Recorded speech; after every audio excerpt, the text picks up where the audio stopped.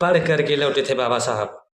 32 की 32 डिग्रियां लेकर लौटे थे, जिसमें 32 की 32 ओरिजिनल, जिसमें 4 पीएचडी डिग्री, एक भी डिग्री फेक नहीं थी।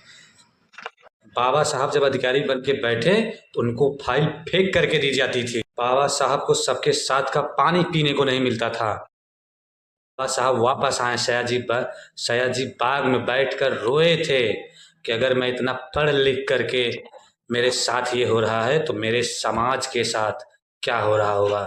बाबा साहब भी चाहते तो विदेश चले जाते। 4 बच्चे मर गए असमय, पत्नी मर गई, घर बर्बाद हो गया, लेकिन बाबा साहब ने सयाजी बाग में बैठ के संकल्प लिया कि जब तक मैं इस देश में जाति व्यवस्था को समाप्त नहीं कर देता हूँ तब तक नहीं छोड़ूंगा। एक विदेश का पत्रकार बाबा साहब से मिलने आया तो देखा बाबा साहब रात को पढ़ रहे थे।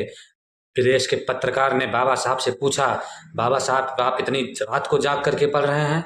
बाबा साहब ने कहा, क्योंकि मेरा समाज सो रहा है इसलिए मैं जाग रहा हूँ।